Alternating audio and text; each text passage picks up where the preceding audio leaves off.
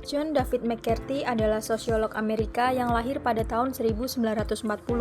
Ia dikenal karena pengembangan teori mobilisasi sumber daya bersama Mayer and Zalt yang menekankan pentingnya sumber daya, organisasi, dan strategi dalam keberhasilan gerakan sosial. Ia meraih gelar PhD dalam sosiologi dari University of Oregon dan mengajar di universitas seperti Pennsylvania State University. Salah satu karya dari John David McCarthy yang terkenal adalah Resource Mobilization and Social Movement, a Partial Theory pada tahun 1977 yang sangat mempengaruhi studi gerakan sosial modern. Konsep kunci teori mobilisasi sumber daya. Yang pertama, sumber daya. Sumber daya sendiri dibagi menjadi dua, yaitu tangible dan intangible. Tangible sendiri merupakan sumber daya fisik seperti uang, peserta, dan infrastruktur komunikasi yang bisa digunakan langsung untuk mendukung gerakan sosial. Kemudian yang intangible sendiri merupakan sumber daya non-fisik seperti keterampilan, pengetahuan, jaringan, dan dukungan publik yang mendukung gerakan sosial. Kemudian konsep kunci yang kedua yaitu cost atau kerugian. Biaya atau pengorbanan yang harus ditanggung oleh individu atau kelompok ketika terlibat dalam gerakan sosial seperti risiko kehilangan pekerjaan, waktu, atau keamanan. Kemudian yang ketiga ada benefit. Benefit ini merupakan manfaat atau hasil yang diperoleh dari keterlibatan dalam gerakan sosial seperti perubahan kebijakan, peningkatan hak, atau keuntungan ekonomi. Kemudian yang keempat ada rasionalitas instrumental, yang dimana merupakan proses penentuan sarana paling efektif untuk mencapai kepentingan dengan mempertimbangkan biaya dan keuntungan. Kemudian yang kelima ada public goods.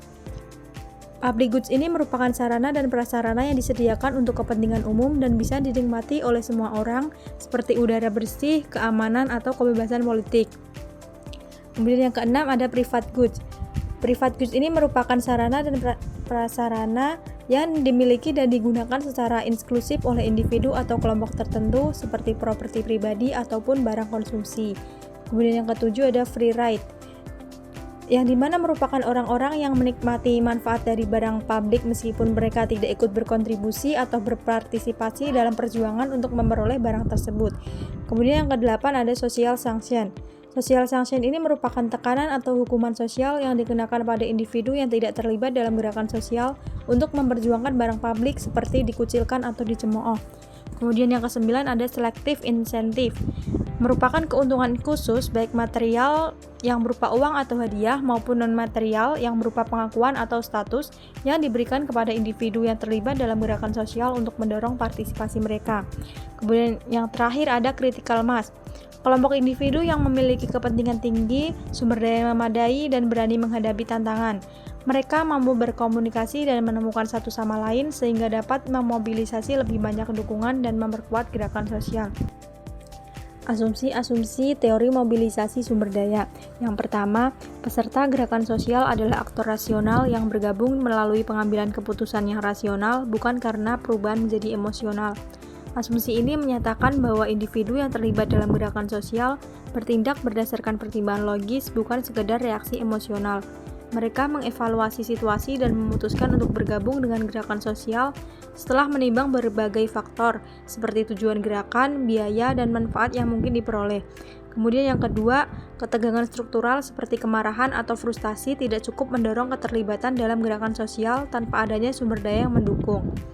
Meskipun ketegangan struktural seperti kemarahan atau frustasi dapat menciptakan dorongan emosional untuk perubahan, asumsi ini menekankan bahwa hal tersebut tidak cukup untuk memobilisasi individu ke dalam gerakan sosial. Kemudian yang ketiga, aktor rasional mempertimbangkan cost dan benefit serta memilih strategi paling efektif untuk mencapai tujuan mereka dalam terlibat di gerakan sosial. Asumsi ini menyatakan bahwa individu yang terlibat dalam gerakan sosial akan mengevaluasi biaya seperti resiko penangkapan, kehilangan pekerjaan, atau kerugian finansial yang bisa mereka peroleh seperti perubahan kebijakan atau peningkatan hak. Dengan pertimbangan ini, mereka akan memilih strategi yang dianggap paling efektif dan efisien untuk mencapai tujuan mereka seperti ikut serta dalam protes, kampanye, atau saksi lainnya. Kemudian yang terakhir, individu dari kelas sosial yang sama memiliki kepentingan yang serupa sehingga tujuan politik mereka cenderung sama. Asumsi ini menekankan bahwa individu yang berasal dari kelas sosial yang sama cenderung memiliki kondisi hidup, pengalaman, dan kepentingan yang serupa sehingga mereka juga memiliki tujuan politik yang sama atau sejalan. Misalnya, kelompok pekerja mungkin lebih cenderung berjuang untuk hak-hak buruh, upah yang lebih baik, ataupun kondisi kerja yang lebih aman. Secara keseluruhan, asumsi-asumsi ini menegaskan bahwa keterlibatan dalam gerakan sosial bukanlah hasil dari dorongan emosional semata, tetapi juga merupakan keputusan yang didasarkan pada rasionalitas dan perhitungan sumber daya, biaya, dan manfaat untuk mencapai kepentingan tertentu.